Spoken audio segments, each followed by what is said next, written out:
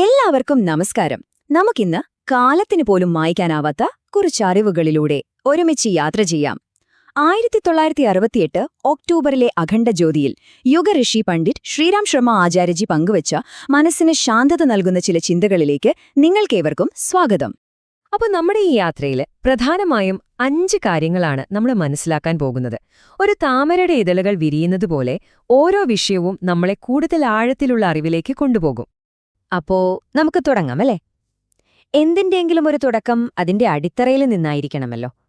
നമ്മുടെ ആത്മീയ ജീവിതത്തിന്റെ അടിത്തറ എന്തായിരിക്കണം? ജീവിതത്തിന് ശരിയായ അർത്ഥവും ദിശാബോധവും നൽകുന്ന ആ തത്വങ്ങൾ എന്തൊക്കെയാണെന്ന് നമുക്ക് നോക്കാം. ഇതിലെ ഏറ്റവും പ്രധാനപ്പെട്ട, അല്ലെങ്കിൽ എന്റെ മനസ്സിനെ സ്പർശിച്ച ഒരു ആശയം എന്താണെന്ന് വെച്ചാൽ, ധർമ്മത്തിന്റെ വഴി തുടങ്ങുന്നത് എന്തെങ്കിലും നേടുന്നതിലൂടെയല്ല, മറിച്ച് എല്ലാം നൽകുന്നതിലൂടെയാണ്.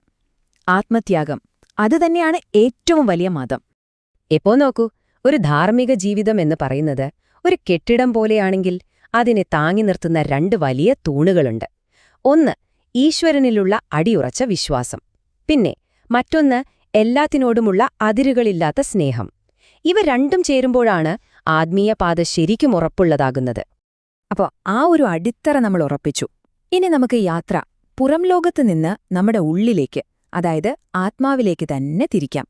ആത്മാവിന്റെ ആഴങ്ങളിലേക്കുള്ള ഒരു യാത്രയാണിത്. നമ്മളെല്ലാവരും ശാന്തിയും സമാധാനവും തേടി എങ്ങോട്ടെല്ലാമോ ഓടാറുണ്ട്, അല്ലേ?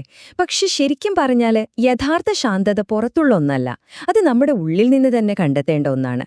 ആത്മാവുമായി ചേരുമ്പോഴാണ് ആ യഥാർത്ഥ സമാധാനം നമ്മൾ അനുഭവിക്കുന്നത്. ചിലപ്പോഴൊക്കെ നമ്മൾ ചിന്തിക്കാറില്ലേ, എന്തുകൊണ്ടാണ് എനിക്കിങ്ങനെ സംഭവിക്കുന്നതെന്ന്? കർമ്മനിയമം പറയുന്നത് നമ്മുടെ ഇന്നത്തെ പല അനുഭവങ്ങൾക്കും കാരണം ഒരുപക്ഷെ നമ്മുടെ മുൻകാല പ്രവൃത്തികളാകാമെന്നാണ്. ഇതൊരു ശിക്ഷയല്ല, മറിച്ച് ആത്മാവിന് വളരാനും പഠിക്കാനുമുള്ള ഓരോ പാഠങ്ങളാണ്. ഇതൊരു രസകരമായ ചിന്തയാണ്. അതായത് നമ്മുടെയൊക്കെ ജീവിതമെന്ന് പറയുന്നത് ഈ ഒരു ജന്മത്തിൽ മാത്രം ഒതുങ്ങുന്നില്ല. ഓരോ ആത്മാവും ഒരു പ്രത്യേക ലക്ഷ്യത്തോടെയാണ് ഈ ഭൂമിയിലേക്ക് വരുന്നത്. നമ്മുടെ ബോധം വികസിക്കുമ്പോൾ കാലം പോലും ഒരു തടസ്സമല്ലതായി തീരും. ഭൂതകാലത്തെ കാര്യങ്ങൾ പോലും മനസ്സിലാക്കാൻ കഴിയുന്നൊരവസ്ഥ. ആത്മാവിനെക്കുറിച്ച് മനസ്സിലാക്കിയാൽ മാത്രം മതിയോ? പോരാ, ഇനി നമ്മുടെ എല്ലാം ഉള്ളിൽ ഉറങ്ങിക്കിടക്കുന്ന ആ വലിയ ശക്തിയെ ഉണർത്താനുള്ള സമയമാണ്. വെറും അറിവിൽ നിന്ന് മാറി അനുഭവത്തിലേക്ക് നമ്മൾ കടക്കുകയാണ്. നിങ്ങൾ കേട്ടിട്ടുണ്ടോ, ശബ്ദത്തിന് ഒരു പ്രപഞ്ചത്തെ തന്നെ സൃഷ്ടിക്കാൻ കഴിവുണ്ടെന്ന്? അതാണ് ശരിക്കും പറഞ്ഞാൽ ശബ്ദതത്വം എന്നതുകൊണ്ട് ഉദ്ദേശിക്കുന്നത്. നമ്മൾ ജപിക്കുന്ന മന്ത്രങ്ങൾ, നമ്മൾ പറയുന്ന വാക്കുകൾ, ഇതിനെല്ലാം അതിൻ്റേതായ ഊർജ്ജമുണ്ട്. ഈ പ്രകമ്പനങ്ങളെ ശരിയായി ഉപയോഗിക്കാൻ പഠിച്ചാൽ അത്ഭുതങ്ങൾ തന്നെ സൃഷ്ടിക്കാൻ കഴിയുമെന്നാണ് പറയുന്നത്. നമ്മുടെയൊക്കെ മുന്നിൽ എപ്പോഴും 2 വഴികളുണ്ട്. ഒന്ന് നിസ്സാരതയുടെയും പരിമിതികളുടെയും വഴി, അതായത് നികൃഷ്ടത. മറ്റൊന്ന് ദൈവികതയുടെയും അനന്തമായ സാധ്യതകളുടെയും വഴി, അതാണ് ഉത്കൃഷ്ടത. ഇതിൽ ഏതു വഴി തിരഞ്ഞെടുക്കണമെന്നുള്ളത് നമ്മുടെ മാത്രം തീരുമാനമാണ്. എന്താണ് നമ്മളെയെല്ലാം ജീവനോടെ നിലനിർത്തുന്ന ആ ഊർജം? അതാണ് പ്രാണൻ. നമ്മുടെ ശ്വാസം ആ ഊർജത്തെ വഹിക്കുന്ന ഒരു വാഹനം മാത്രമാണ്. ഈ പ്രാണനെ, അതായത് ജീവശക്തിയെ, എങ്ങനെ നിയന്ത്രിച്ച് ആത്മീയമായ വളർച്ചയ്ക്കും ശക്തിക്കും വേണ്ടി ഉപയോഗിക്കാമെന്ന് പഠിപ്പിക്കുന്ന പവിത്രമായ ശാസ്ത്രമാണ് പ്രാണവിദ്യ. ഒന്നാലോചിച്ചു നോക്കൂ, ഈ കണ്ണ്, മൂക്ക്, ചെവി, തൊലി, നാവ്, ഈ 5 ഇന്ദ്രിയങ്ങൾക്കപ്പുറമുള്ളൊരു ലോകത്തെക്കുറിച്ച് അറിയാൻ നമുക്ക് സാധിക്കുമോ? ഈ ചോദ്യം നമ്മളെ അടുത്ത ഘട്ടത്തിലേക്ക്, ഉയർന്ന ബോധത്തിന്റെ ആ ലോകത്തേക്ക് കൊണ്ടുപോവുകയാണ്. അപ്പോ ആ ചോദ്യത്തിൽ നിന്ന് നമുക്ക് അടുത്ത ഘട്ടത്തിലേക്ക് കടക്കാം. ഇത് വളരെ കൗതുകം നിറഞ്ഞ ഒന്നാണ്. അതായത് ഒരു സാധാരണ മനുഷ്യന് അവന്റെ ഇന്ദ്രിയങ്ങളുടെ പരിമിതികൾക്കപ്പുറമുള്ള അറിവ് നേടാൻ സാധിക്കുമോ?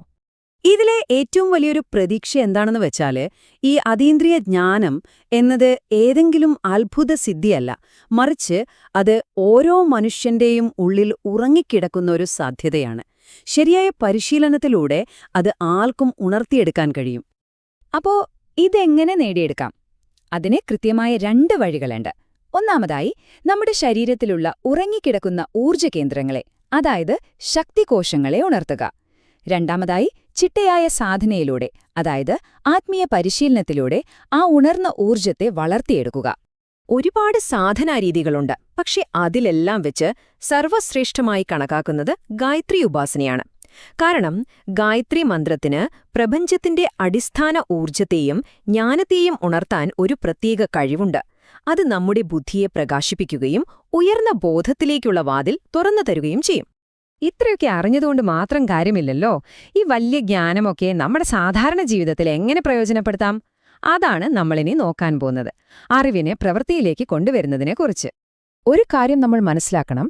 ആത്മീയത എന്ന് പറയുന്നത് ജീവിതത്തിൽ നിന്ന് ഒളിച്ചോടുന്ന ഒന്നല്ല, മറിച്ച് ജീവിതത്തെ പൂർണ്ണമായി മനസ്സിലാക്കി ധൈര്യത്തോടെ ജീവിക്കുന്നതാണ്. നമ്മൾ ചെയ്യുന്ന ഓരോ ജോലിയും, അതെത്ര ചെറുതായാലും വലുതായാലും, ഒരു തപസ്സായി കാണാൻ തുടങ്ങിയാൽ നമ്മുടെ ജീവിതം തന്നെ ഒരു ആരാധനയായി മാറും. ഈയൊരു വാചകം നമ്മളെ ശരിക്കുമൊന്ന് ഇരുത്തി ചിന്തിപ്പിക്കും, അല്ലേ? ഒരു ഉറുമ്പിനു നോക്കൂ, അതിനതിന്റെ ലക്ഷ്യം എന്താണെന്ന് വ്യക്തമായി അറിയാം. അതെപ്പോഴും അധ്വാനിക്കുന്നു, ഒരുമിച്ച് ഒരു സമൂഹമായി പ്രവർത്തിക്കുന്നു. പലപ്പോഴും ഈ ഗുണങ്ങളെല്ലാം ലക്ഷ്യമില്ലാതെ അലയുന്ന മനുഷ്യന് നഷ്ടപ്പെടുന്നു എന്നൊരു ഓർമ്മപ്പെടുത്തൽ കൂടിയാണിത്. അപ്പോ നമ്മുടെ ഈ യാത്രയുടെ ഒരു ചുരുക്കം നോക്കിയാല്, നമ്മൾ തുടങ്ങിയത് ആത്മത്യാഗത്തിൽ അധിഷ്ഠിതമായ ധർമ്മത്തിൽ നിന്നാണ്. പിന്നീട് കർമ്മനിയമങ്ങളെക്കുറിച്ച് മനസ്സിലാക്കി, ശേഷം ഗായത്രി സാധനയിലൂടെ ഉള്ളിലെ ശക്തിയെ ഉണർത്തുന്നതിനെക്കുറിച്ച് സംസാരിച്ചു. അവസാനം ആ ജ്ഞാനത്തെ നമ്മുടെ ഓരോ പ്രവൃത്തിയിലും കൊണ്ടുവന്ന് എങ്ങനെ അർത്ഥപൂർണമായൊരു ജീവിതം നയിക്കാമെന്നും കണ്ടു. ഇതാണ് അഖണ്ഡജ്യോതി നമുക്ക് കാണിച്ചു തരുന്ന ആ മനോഹരമായ വഴി. ഈ അറിവുകൾ കേവലം കേട്ടുപോകാനുള്ളതല്ല. അപ്പോ എന്റെ ചോദ്യം ഇതാണ്: ഈ കേട്ട കാര്യങ്ങളിൽ നിന്ന് പ്രചോദനം ഉൾക്കൊണ്ട് നിങ്ങളുടെ ജീവിതത്തിൽ ഇന്ന് ഏത് നല്ല മാറ്റത്തിനാണ് നിങ്ങൾ തുടക്കം കുറിക്കാൻ പോകുന്നത്?